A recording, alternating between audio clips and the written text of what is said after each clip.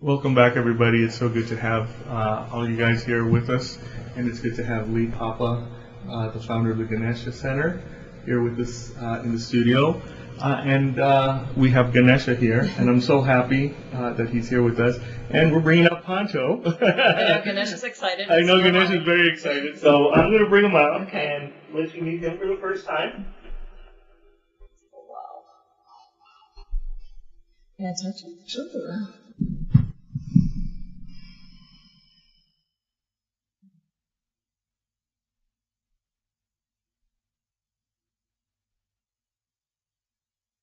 Wow. A lot of energy.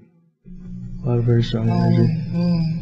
I have chills all over my body, and when I close my eyes, and this usually happens during a healing session, my eyes start to flutter. Okay, I can see that. And wow. So, Nice to meet you. finally, he's been at your center, and this is the first time that you guys have met him, but he's been at your center. Very happy when he's there. I'm going to place him right over here so that our audience can also see him. And we're so happy that I'm so happy that you finally got to meet. It's very exciting. Yeah, and had you ever heard of crystal skulls? I hadn't until we were introduced through you. And I had seen crystal skulls at maybe metaphysical shops, just replicas. Was never drawn to that at all. I totally get you. Honestly, I thought it was maybe a little Wiccan or something that just didn't resonate with me. And when we were introduced through Paul, my partner, was introduced to you, and Pancho, that felt very right to me, and I didn't understand what the difference was. And actually, I'd like to know what the symbolism is. Well, let me ask you. You work with crystals. I do. Okay, Yes, and I you do. have worked with crystals, I have. and I was talking to you earlier. And when you do healing work, crystals come into your mind that you use in your healing. Yes. So, Pancho's a crystal. He's carved out of one piece of quartz crystal, and we know that the crystal has some healing properties to it. Oh, the most powerful. The most powerful. Clear. And a little bit of the history of he was found in an archaeological site in southern Mexico that was once the capital of the Zapotec Empire. And I think that like in our culture, skulls, like you said, it has kind of a negative connotation to it, Halloween and stuff. But to these people, it represented life, knowledge, wisdom, and most importantly, consciousness. Well, my Reiki is on, and if I'm sure everyone knows that is energy that runs through your hands, through your crown chakra, through universal life force energy. May I continue? Absolutely. Okay, great. And if you have anything that you feel or want to share with us or with the audience? I think this is more about my own healing, quite frankly. I think that this is just coming through.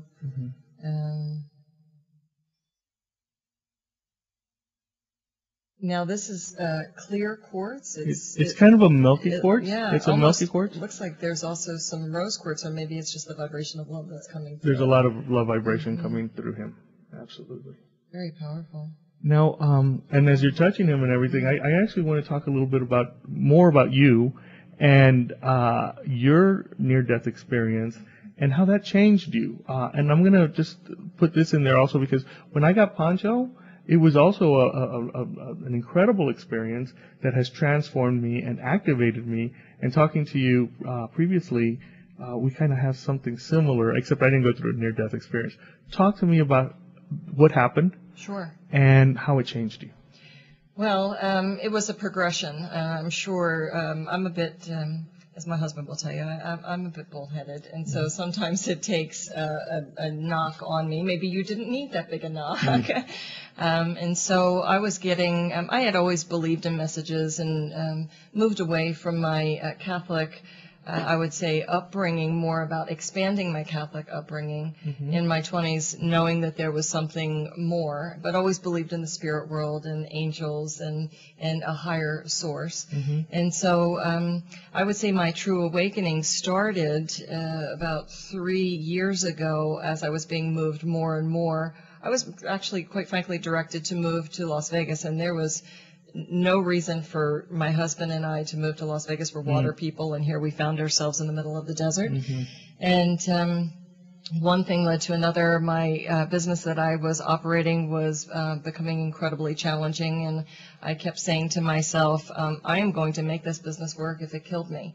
Well, be careful about what you say, because the power of your words are very intense. And Absolutely. one thing led to another, and I found myself very ill. Now, I talk about the universal chess game, and I believe that there is sort of a chess game going on beyond our direct knowledge, and people are moved around us to get us to where we need to be. And my husband and I are always together. We're always in contact, and he had found himself wanting to go to a 10-day Vipassana or Vipassana meditation, which is noble silence. That moved him out of the picture. That was unheard of. We have a young son, so now he's going away for 10 days and I can't contact him.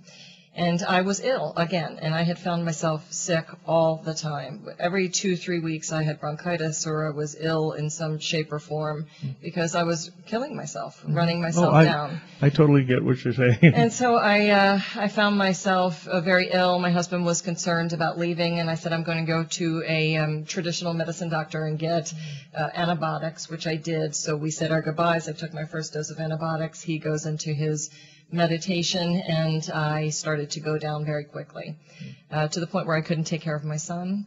I had to have a friend come take care of him, take him from me. And I called the doctor. I could barely speak and asked for new antibiotics, and I never even got to that point. And I found myself going to the light, and I was encased in light, and I was a pure energy being, and there were 2 additional energy beings there in the light. And I was home, and I was excited, and I was ready to go. Right. What happened was I sort of went through kind of a life review. They went through each person that was significant in my life. We started with my husband. I felt the most profound love. What we consider love now is just a speck, compared to what the love on the other side is. And I felt no attachment. I felt great joy and gratitude for the experience with him, and the same feeling which I felt for every single person. We went through the list. Wow. And then at that time, my son was 3 years old, and they saved him for last. Oh, and really? I, again, felt very excited and joyful about the experience that I was able to birth this child and have the experience of being a mother. And he was an incredible soul, which is another side story. His name he chose when he was in the womb, which is Luca. Oh. And it means bringer of light, which is interesting. I have just now brought it full circle. Wow. So he. So when you were having this experience, did you feel the healing taking place? No. You did not feel the healing taking place. No. Do you see it today that it was a healing that you were doing on yourself, or that was? Oh, I felt it immediately afterwards. Because what happened, I'll try to run through quickly, is that I was ready to go, and they said, well, what is important here is that you need to understand that he's 3 years old, and what he will feel at the loss of his mother at 3 years old, you need to truly know to make that decision. And at that point, the feeling of the loss washed over me, which is a pain you can never imagine of a young child losing a parent. And so I said, here's the deal, I'll stay, and I will be your servant, and I'll do what you need me to do there. But when I'm ready to go and he's old enough, I don't want a long drawn out illness. I want to be able to go when I want to go. And that was the deal. And I came back, and Mario, I can tell you, I sat up in bed. I was in complete shock. I knew exactly what had happened. Didn't know it was a near-death experience. I was calling it a fantasy of death. I can imagine, yeah. And but I was significantly better. I was 80-90% better. Well, that's an amazing story. It really is, and like a shaman, like a true shaman that has to be broken down all the way to almost death, and receive that healing, and come back, kind of resurrect, and be a healer. Because I don't really believe that somebody can heal somebody else until he or she can heal herself, he or himself. And I do want to qualify, and I know that we use the words healer, and as much as I try to stay away from it, it is something that is a category that people like, and they resonate with it. But I am not doing any of the healing. That is coming through me. Right. And it's really that person doing their own healing through the Creator. And in your center, you have that opportunity for all that healing to take place. with Ganesha and that, like what we were talking about, overcoming all those obstacles. You mentioned Paul. Yes. And I know that you're really excited to talk about your partner, Paul. And I had the pleasure of meeting Paul, and he's an extraordinary individual. I had a private session, with Pancho, where I got to talk about Pancho to him. Talk to me a little bit about our good old friend Paul. Yeah, I hope he's listening today. Oh, I hope so too. As you can tell, I beam when I talk about Paul. He's, we joke that we're almost the same person. We are soulfully connected, and we knew each other. Not well, but in our previous lives in business. And when I opened the center, he came to my opening, and that's when it was 2 rooms now.